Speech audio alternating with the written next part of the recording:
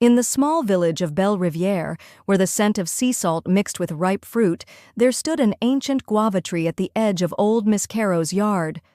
No one knew exactly how long it had been there, but the elders swore it had fed generations. Its branches stretched wide, and in season it was heavy with the sweetest, juiciest guavas in all of the island. But now something was different. The season was over. The tree stood nearly bare, except for one single guava. It was perfect. Golden pink skin, just the right amount of softness, and a scent so rich it made mouths water. Everyone in the village had their eye on it, but nobody dared to pick it, because Miss Caro had warned them, the last guava is not to be taken. Nobody questioned her. Miss Caro wasn't just any old woman. She was the kind that knew things before they happened. The kind that spoke in riddles and had a stare that could freeze even the boldest market vendor mid-argument. But then came Jonas. Jonas was 13, fearless, and always testing limits. He heard the stories, but to him, they were just old people's talk. What harm could come from eating a guava? So, one evening, just as the sun melted into the sea, Jonas climbed the old tree. The branches creaked under his weight, and a strange wind rustled the leaves, but he ignored it. His fingers wrapped around the guava, and with one firm tug, snap, it was his. He grinned, about to take a bite when the world around him shifted.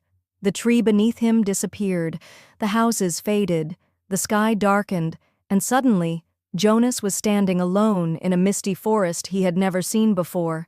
His heart pounded. Where am I? You have taken what was not yours to take.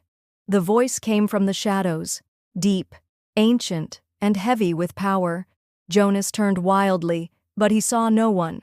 Only the guava in his hand, now glowing faintly. I didn't mean, Jonas started, but the voice cut him off. The last guava is not just a fruit, it is a test, and you have failed. The wind howled, and Jonas felt something cold creeping up his legs, like vines pulling him into the earth. Please, he shouted, I'll put it back. A deep silence followed.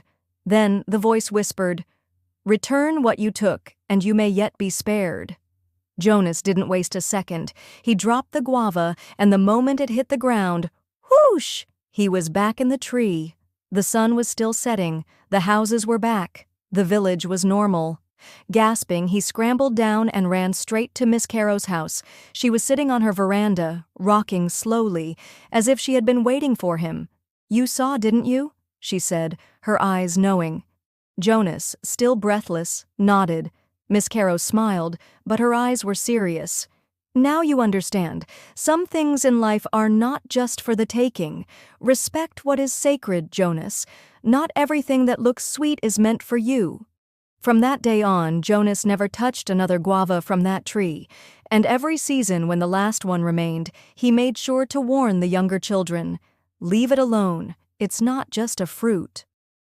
Moral of the story: not everything that is within reach should be taken. Some things hold lessons, and respecting boundaries is what keeps balance in the world.